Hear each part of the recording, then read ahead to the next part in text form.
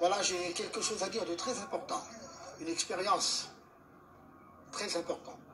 Je ne vais pas prêcher la parole de Dieu, quoique je suis prédicateur de l'Évangile, mais ce qui est important aujourd'hui, c'est qu'on soit encouragé. On vit des temps difficiles, on vit des temps très problématiques, mais j'ai quelque chose à vous dire de la part du Seigneur qui est très important, je ne veux pas être long.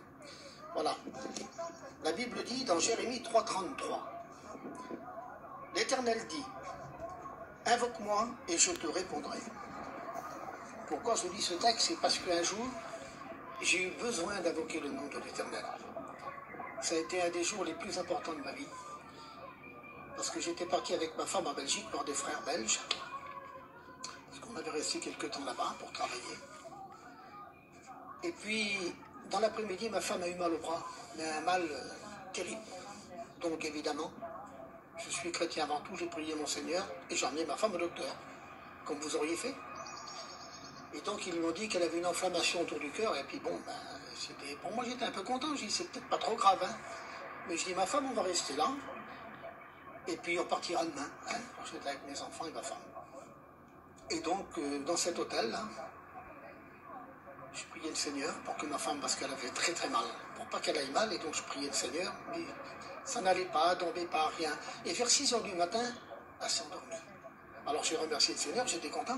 J'ai dit Seigneur, merci, ma femme va se reposer et demain on partira chez nous. C'est comme quoi parfois, des fois, on est surpris. Et là, à ce moment-là, à 6 h du matin pile, elle s'est réveillée. Elle avait les yeux retournés à l'envers et elle râlait. Elle était complètement transformée, le corps, la tête et tout.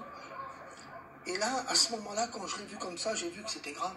Je l'ai pris, je l'ai tiré par terre et puis j'ai fait des massages cardiaques. Et mes petits, ils criaient au secours. Par le carreau de l'hôtel, on était au 3e étage. Et ils criaient, personne venait à ce temps-là. Il n'y avait personne dans l'hôtel. Il y avait le gars de jaune, il n'était pas là, le directeur. Et puis moi je priais, je voyais que c'était grave. J'ai fait des massages cardiaques, je ne savais pas les faire, j'en ai cassé les côtes, vous vous rendez compte. Donc je l'ai massé, et puis là il est monté le monsieur de l'hôtel. Et à ce moment-là, quand il est monté, il savait faire les massages cardiaques. Mais lui, entre-temps, il téléphone aux pompiers. Mais lui, alors donc, il prend en main et il amasse pendant près d'une demi-heure. Les pompiers sont arrivés. Et quand ils sont arrivés, eux, ils ont pris le relais. Et ils ont fait aussi des massages cardiaques. Ils ont fait des massages cardiaques pendant plus d'une demi-heure aussi. Plein de monde, il y avait là, il l'avait branché de tous les côtés. Rien n'allait.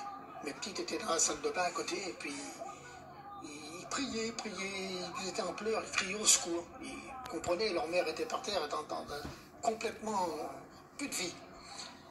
Et là, à ce moment-là, il n'y a rien qui s'était passé, et là, le SAMU arrivait. Le SAMU a pris tout en main aussi, ils ont branché ma femme encore avec d'autres fils, plein de docteurs sur elle, et là, ils ont fait des électrochocs, vous savez, des trucs cardiaques. Et moi, j'étais là, je regardais, je ne pouvais rien faire. Vous savez, sans Dieu, il n'y a pas grand-chose à faire. Mais je priais le Seigneur, parce que je suis prédicateur de l'Évangile, je suis chrétien, je crois, j'ai la foi.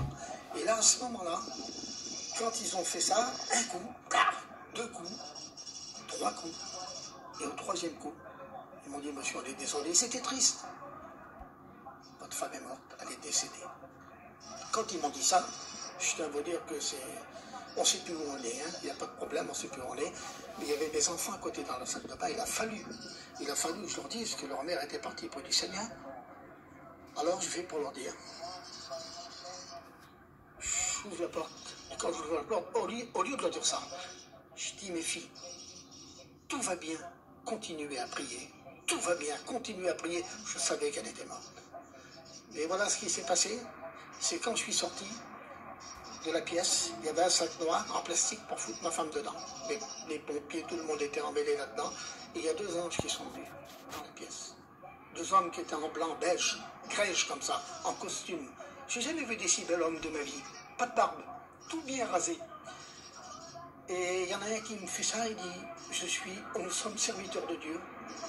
Est-ce que tu veux qu'on prie pour ta femme?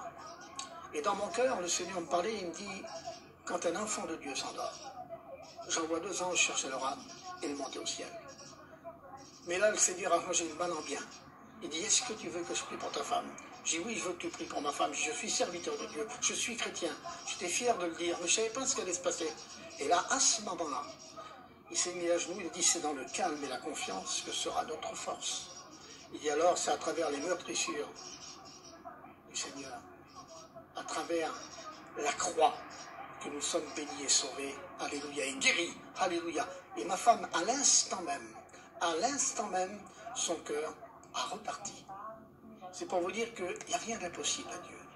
Dieu est capable de débloquer toute situation. Ta situation que tu passes en ce moment, je ne la connais pas. Dieu est capable de changer le mal en bien. Dieu t'aime, mon ami. Et espoir en Dieu. Jésus revient bientôt.